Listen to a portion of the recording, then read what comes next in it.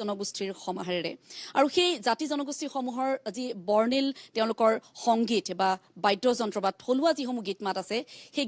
গীত মাতসমূহ উলিয়াই আনিবলৈ বিভিন্নজনে বিভিন্ন ধৰণে প্ৰচেষ্টা অব্যাহত ৰাখিছে আৰু তেনে এক প্ৰচেষ্টাই চলাই থকা এটা বেণ্ড আজি আমাৰ লগত উপস্থিত আছে সেয়া হৈছে ফৰকাল আৰু আজি আমি ফৰকালৰ সৈতে বিভিন্ন কথা পাতিম কিয় তেওঁলোকৰ বেণ্ডটোৰ নাম ফৰকাল হ'ল তেওঁলোকেনো কোনটো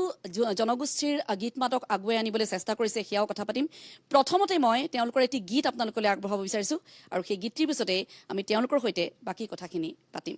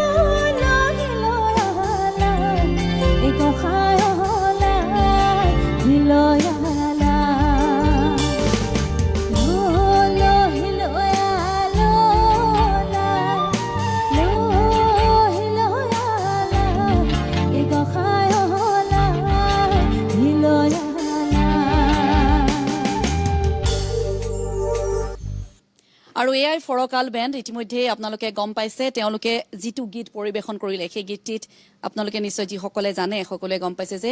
তিৱা জনগোষ্ঠীৰ যি থলুৱা সংগীত সেই সংগীত তেওঁলোকৰ গীতত পৰিস্ফুট হৈছে মই প্ৰথমতে চিনাকি কৰাই দিব বিচাৰিছোঁ এই বেণ্ডটোৰ যিসকল সদস্য তেওঁলোকক প্ৰথমৰে পৰা প্ৰথম মই যাব বিচাৰিছোঁ বেছ গিটাৰত দিব্যৰঞ্জন ডেকা স্বাগতম জনাইছোঁ আমাৰ এই অনুষ্ঠানটিৰ মাজলৈ আমাৰ লগত পেডত আছে প্ৰেম গাৰু স্বাগতম জনাইছোঁ অনুষ্ঠানটিৰ মাজলৈ পাৰ্কাছনত আছে দেৱাশিষ ডেকা দেৱাশিষক স্বাগতম জনাইছোঁ ইয়াৰ লগতে যি দুগৰাকীয়ে এই গীতটি গাইছে তেওঁলোক হৈছে তপন নাথ স্বাগতম জনাইছোঁ লগতে আছে কস্তুৰী ডেকা কস্তুৰীকো স্বাগতম জনাইছোঁ ফ্লুটত আছে মই ফ্লুটত চিনাকি কৰি দিব বিচাৰিছোঁ অবিনাশ পাটৰ ইয়াৰ লগতে কীবৰ্ডত আছে পাৰ্থপ্ৰতিম নেওগ পাঠক স্বাগতম জনাইছোঁ আৰু শেষত মই চিনাকি কৰি দিব বিচাৰিছোঁ গীটাৰত আছে অৰুণজ্যোতি দেউৰী অৰুণজ্যোতি দেউৰীক মই এইকাৰণে শেষলৈ থৈছোঁ কাৰণ এই যিটো বেণ্ড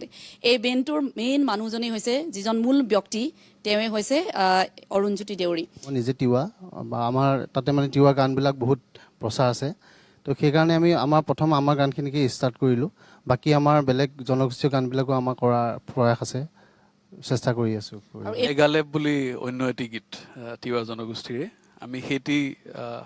আধুনিকতাৰ পৰশ দিবৰ কাৰণে চেষ্টা কৰিলোঁ। সেই গীতটিও প্ৰচলিত গীতেই নিশ্চিতভাৱে হয়, সেইটো প্ৰচলিত গীত। প্ৰচলিত গীতে পাহাৰত বিশেষকৈ হাঁহি ধেমালিৰ ৰং ৰহস্যৰ মাজত গোৱা গীত এটি। ঠিক আছে, আমি গীতটি অকণমান শুনি লওঁ তেতিয়াহ'লে, তাৰপিছত আকৌ কথাৰ মাজলৈ যাম।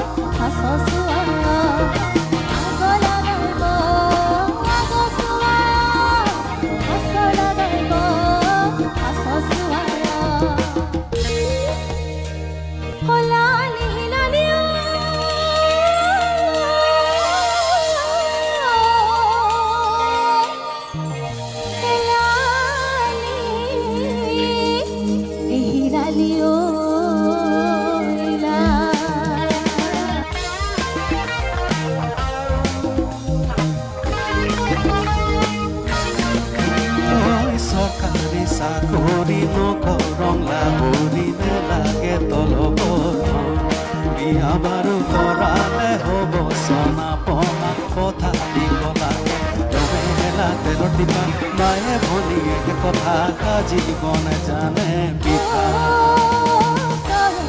ভাবি বৰ ধুনীয়া তোতকৈ ধুনীয়া তোতকৈ ধুনীয়া মিঠা বৰণীয়া ততা চাৰিটাতে পাৰ হৈ মাতিলা দেখিবৰে বৰে ভাল কথা পৰিলে আৰু এয়া আছিল ফৰকালৰ আন এটি ধুনীয়া গীত। আমি এনেদৰে গীত শুনি যাম, কথা পাতি যাম। তেওঁলোকৰ মানে প্ৰেম, সেই প্ৰেমটো মানে ধৰি ৰাখিবৰ কাৰণে এই গীতটিৰ জৰিয়তে তাক বুজাবৰ যত্ন কৰা হৈছে। ঠিক আছে, আমি গীতটি শুনি লওঁ তেতিয়াহ'লে। নিশ্চয়। প্ৰতিদিনে মই দৰ্শকসকলেও শুনক, নিশ্চয় বুজি পাব।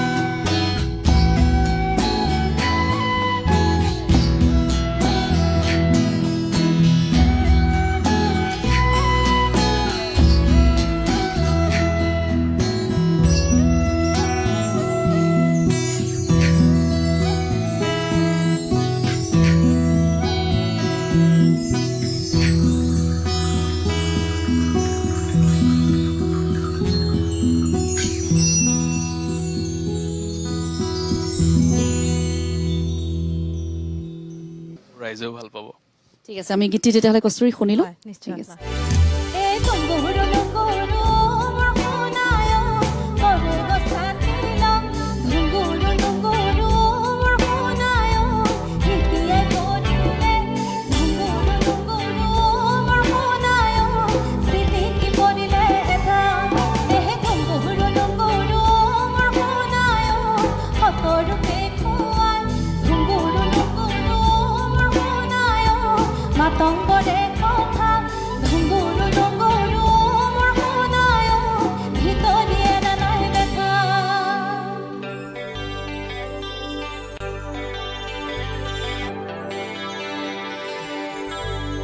ই কাঁহৰে বাতিটো জেগেৰাই উঠিলে ঐ নাজানি বুলিল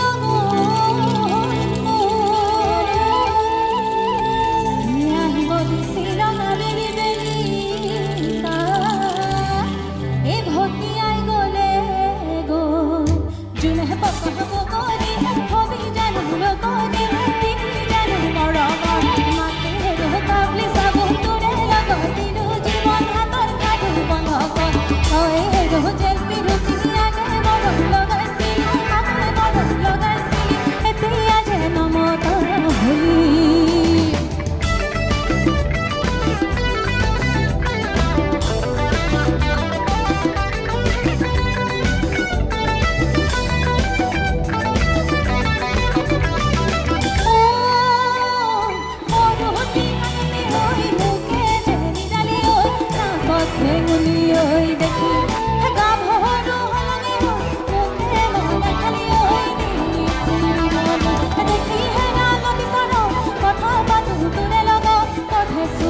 কবি ঐ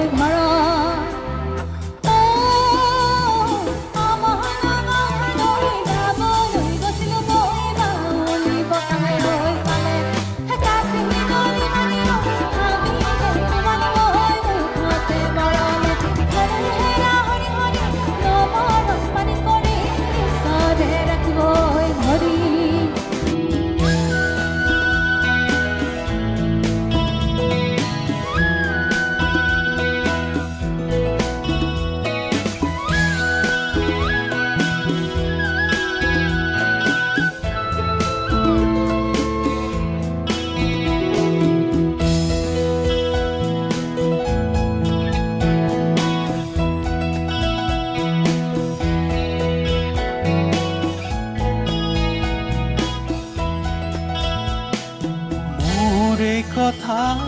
যদি সুর হয় মোরে সুর যদি জোন হয় মোরে কথা